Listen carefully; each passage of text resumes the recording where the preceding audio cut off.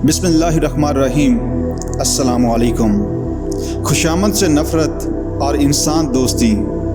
सामीन M.A.H. अस्फ़हानी की किताब का नाम है कायद-ए-आज़म मोहम्मद अली जिन्ना।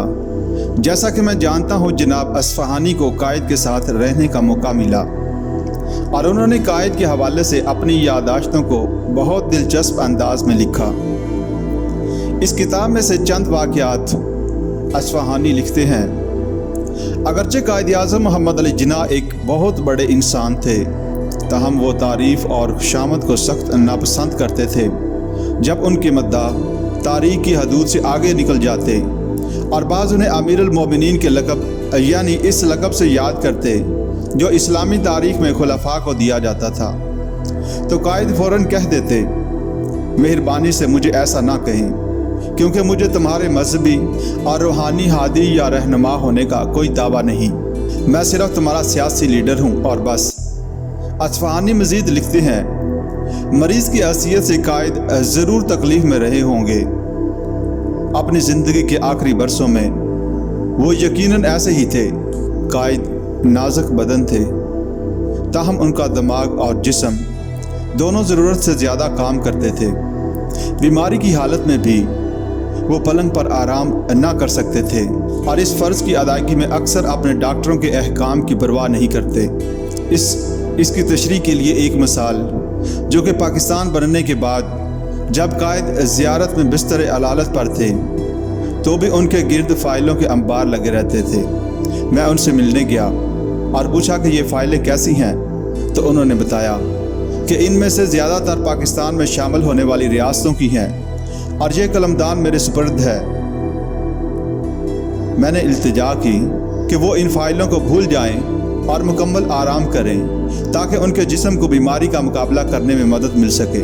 तो उन्होंने जवाब दिया कि कागजात देखने के काम से मुझे कोई तकलीफ़ नहीं होती। शाम के वक़्त मैं उनके स्पेशल फिजिशियन डॉक्टर इलाही बख्श से मिला तो उनसे कहा कि आप कायद-ए-आज़म को ऐसे काम में अपनी बाकी मानदा कुव्वत ज़ाया करने की इजाज़त ना दें जिनकी देखभाल दूसरे लोग भी कर सकते हैं।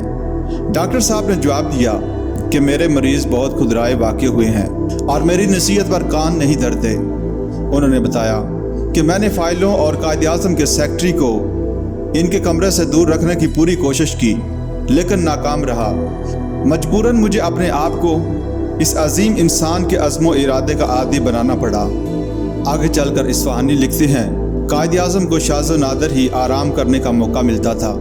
वो बहुत मेहनत से काम करते और 1942 के बाद से तो उन्होंने कभी अपने आप को बख्शा ही नहीं, बल्कि सही तौर पर खुद को घसीट कर क़याम पाकिस्तान की मंजिल तक पहुँचाया। 20 मई 1944 को श्रीनगर से उन्होंने मुझे एक ख़त लिखा था जिसमें कहा था, इस तब्दीली और आराम से जहां आने के चंद दिनों के अंदर ही मुझे अपनी तबीयत बहुत बेहतर महसूस हो रही है। 7 बरस की सख्त मशक्क़त के बाद ये पहली छुट्टी है जो मैं ले रहा हूं और जो मेरे लिए बहुत ज़रूरी है। मैं उम्मीद करता हूं कि जब तक भी मुमकिन हो मैं यहाँ रह सकूँगा। लेकिन चंद रोज़ बाद 15 अप्रैल 1945 को मुझे ख़त लिखा। मैं आपको महज इतला देने के लिए लिख रहा हूँ कि मेरी तबीयत बेहतर है और 2 दिन के अंदर मैं वापसी के लिए रवाना हो जाऊंगा। मैं तवक्को रखता हूं कि आप बंगाल के वाक़यात से मुझे मतला करते रहेंगे। अगरचे आजकल मैं काम नहीं कर रहा, मैं किसी भी ऐसे अहम वाक़े से जो रुनुमा हो बिल्कुल बेपरवाह नहीं रह सकता। इसी किताब से एक और दिलचस्प वाक़या भी है।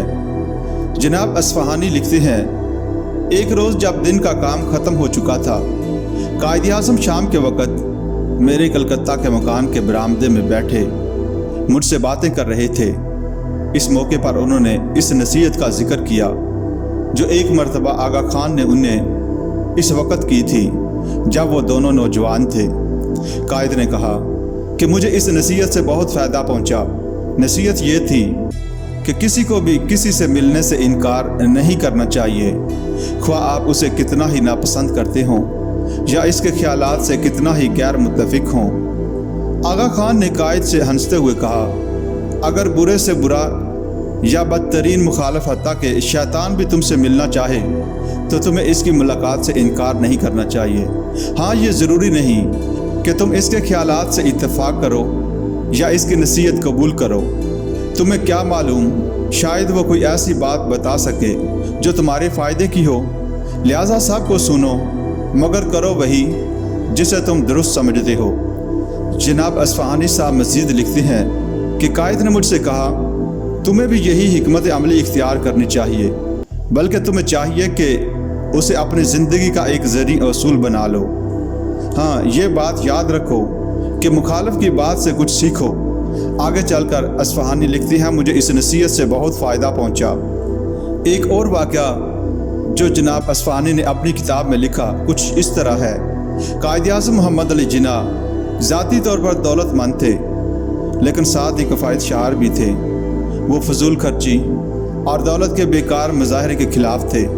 قسمت جیسے جیسے ان پر مہربان ہوتی گئی، وہ اپنی زندگی کو سنوارتے گئے۔ ان کا مکان نہایت نفیس تھا اور بہترین مقام پر واقع تھا، اور اسے خوش ذوقی سے آراستہ کیا گیا تھا۔ وہ بے عیب لباس پہنتے تھے اور ان کی مہمان نوازی ہمیشہ مناسب و موزوں ہوتی تھی، لیکن وہ فضول خرچی نہیں کرتے تھے۔ وہ روپیہ ضائع کرنے کے قائل نہ تھے، خواہ ان کا اپنا ہو، دوسروں کا یا حکومت کا۔ وہ اس امر کی بہت پابندی کرتے تھے کہ اپنے گھر میں زائد از ضرورت روشنیوں کو گل کر دیں، اور اپنے میزبان کے گھر میں بھی اگر وہ روشنیاں ان کے لیے جلائی گئی ہوں۔ جب وہ پاکستان کے گورنر جنرل تھے، ان کا یہ معمول تھا کہ غیر ضروری روشنیوں کو گل کر دیتے تھے۔ وہ کہا کرتے کہ روپیہ ضائع کرنا گناہ ہے، اور اگر وہ عوام کا روپیہ ہو تو یہ اور بھی بڑا گناہ ہے۔ میں نے انہیں اپنے گھر میں، میرے مکان میں اور گورنر جنرل کے مکان میں خود اٹھ کر بتیاں گل کرتے ہوئے دیکھا۔ اصفہانی لکھتی ہیں البتہ میں یہاں قائد کی انسان دوستی کی ایک مثال بیان کرنا چاہتا ہوں جس سے وہ لوگ عام طور پر واقف نہیں۔ ان کی وفات کے بعد قائد کے وصیت نامے سے یہ پتہ چلا کہ انہوں نے اپنی محنت سے کمائی ہوئی دولت کا ایک بڑا حصہ لوگوں کی بھلائی کے لیے وقف کر دیا تھا۔ اس وقف سے کئی تعلیمی اور دیگر اداروں کو معقول رقمیں ملتی رہیں۔ گویا ان کی انسانیت کا اظہار ایک ایسی شکل میں ہوا جس سے چند افراد نہیں بلکہ عوام کی یکے بعد دیگرے آنے والی نسلیں استفادہ کریں گی۔ یہ خیرات کی بہترین صورت ہے جسے اسلامی اصلاح میں صدقہ جاریہ کہا جاتا ہے۔